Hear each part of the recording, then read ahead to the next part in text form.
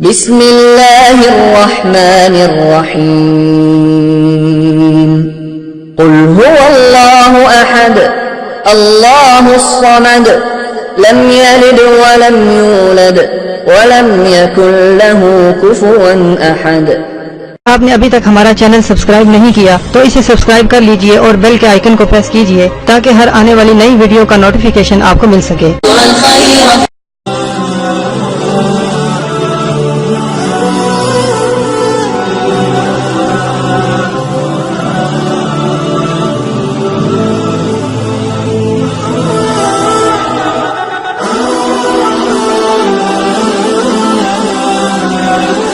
میرے پیارے سبسکرائبر، میرے پیارے بہنوں اور بھائیوں، امید کرتی ہوں کہ آپ سب خیریت سے ہوں گے۔ دعا کرتی ہوں کہ اللہ پاک آپ کو ہمیشہ سلامت رکھے، اللہ پاک آپ کو کبھی بھی کسی قسم کی پریشانی دیکھتے ہوئے جسے آپ کے پاس تک بھی نہ آنے دے۔ پیسے وقت اللہ پاک آپ کو نمازی بنائے، اللہ پاک اپنا نام لینے والا بنائے، ہر وقت آپ کا ذکر کرنے والا بنائے، اللہ پاک آپ کو سدا سلامت رکھے۔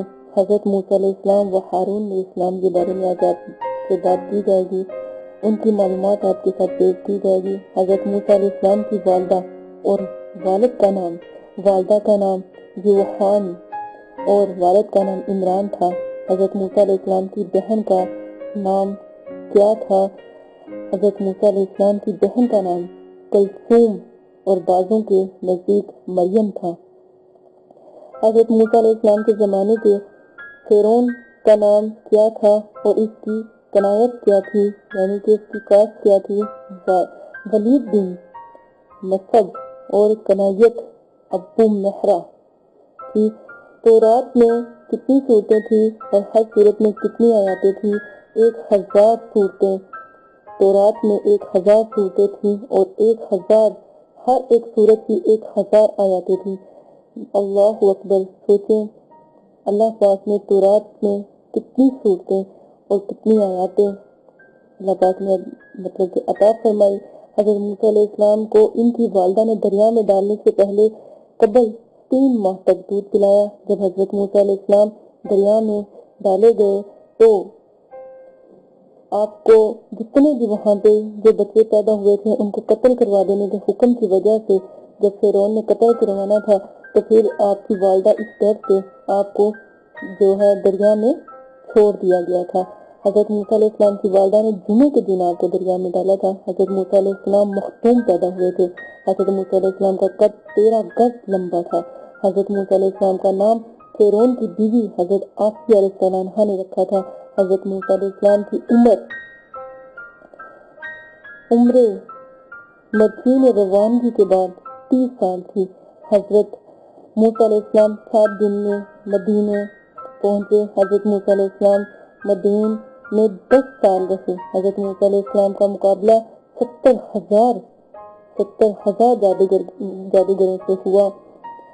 اس کا ذکر بہت بڑا ہے کہ حضرت موسیٰ علیہ السلام مطلب کہ جب آپ اللہ تعالیٰ نے فرمایا کہ اے موسیٰ اپنا عصا ڈالو، جب جادوگر آپ موسیٰ علیہ السلام کے سامنے تھے تو سب نے جو رسیاں تھیں ان کے ساتھ بن گئے، لیکن وہ رسیاں جادو سے رسیوں کے ساتھ جب بنے تو حضرت موسیٰ علیہ السلام تھوڑا سا گھبرا گئے۔ تو اللہ پاک نے حضرت موسیٰ علیہ السلام سے کہا کہ اے موسیٰ اپنا عصا ڈالو۔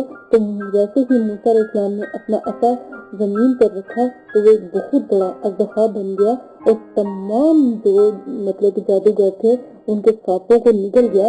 تو پھر وہ تمام کے تمام جادوگر حضرت موسیٰ علیہ السلام پر ایمان لے آئے اور معافی مانگنے لگے کہ ان کو پتہ لگ گیا تھا کہ آپ واقعی ہی نبی ہیں اور آپ کوئی بہت بڑے اللہ پاک کے نیک بندے ہیں، اس وجہ سے وہ سب ایمان لے آئے۔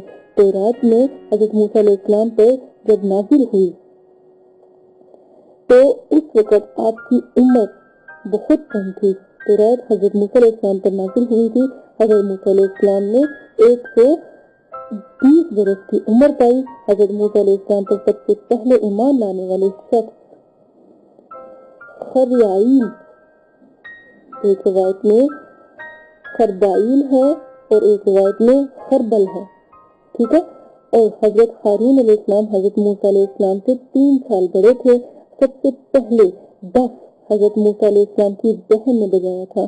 وادی تفیہ ملک شام اور مصر کے درمیان واقع جگہ جو آج بھی وہاں پر موجود ہے، درمیانی جگہ پر واقع ہے۔ وادی تفیہ میں حضرت اسرائیل کے لوگ من سلوا کھاتے تھے۔ من سلوا جہاں پر اللہ پاک نے عطا کیا تھا، تو وہ اسرائیل کے لوگوں کا جو علاقہ ہے جہاں پر من سلوا اترا تھا، وہ آج بھی جو مصر اور شام کے درمیان واقع ہے۔ لوگوں نے بہت زیادہ اس چیز کے بارے میں سنا ہے، وہاں کے بہت سے واقعے بھی مشہور ہیں۔ دنیا میں سب سے پہلے طاعون کی وبا یعنی طاعون کب ہوا اور کس قوم کو ہوا؟ حضرت موسیٰ علیہ السلام کے زمانے میں قوم فرعون کو ہوا، ٹھیک ہے۔ من سلوا شمبا یعنی ہفتے کے دن نازل ہوتا تھا، جب مطلب کہ اس سے پہلے کسی دن بھی نہیں ہوتا تھا۔ حضرت موسیٰ علیہ السلام اور ان کے خادم نے حضرت خضر علیہ السلام کے ساتھ جاتے وقت جو مچھلی ساتھ لی تھی، اس کی لمبائی چوڑائی کتنی تھی؟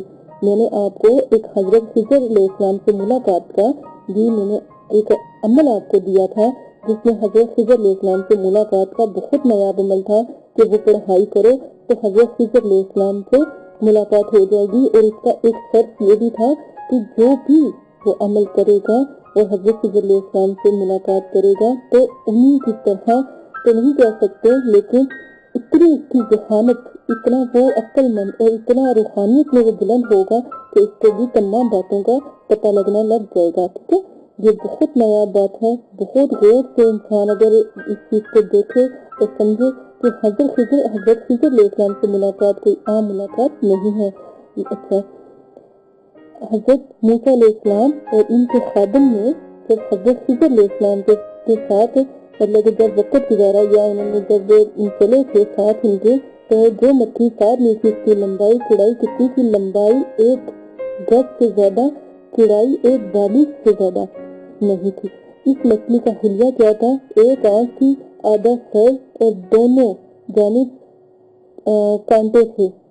مطلب کہ مچھلی کا حلیہ کیا تھا؟ 1 آنکھ تھی، آدھا سر اور دونوں جانب کانٹے تھے۔ یہ بہت ایک نایاب واقعہ بھی آپ کے ساتھ پتہ جو مچھلی کا واقعہ بھی ہوا تھا کہ ہفتے کے دن جو ہے مچھلی کا شکار کیا جاتا تھا، یا ہفتے کے دن مچھلی کے شکار کے بارے میں بھی بہت زیادہ ایک واقعہ پیش آیا تھا۔ واقعہ اگر میں سناؤں گی تو بہت لمبا ہو جائے گا، لیکن آنے والی ویڈیوز میں ضرور آپ کے ساتھ شیئر کیا جائے گا۔ اسی کے ساتھ اجازت دیں، اپنا بہت زیادہ خیال رکھیے گا۔ آج میں نے آپ کو حضرت موسیٰ علیہ السلام کے بارے میں کافی مطلب کی باتیں بتائی ہیں، یہ جو آپ کو کبھی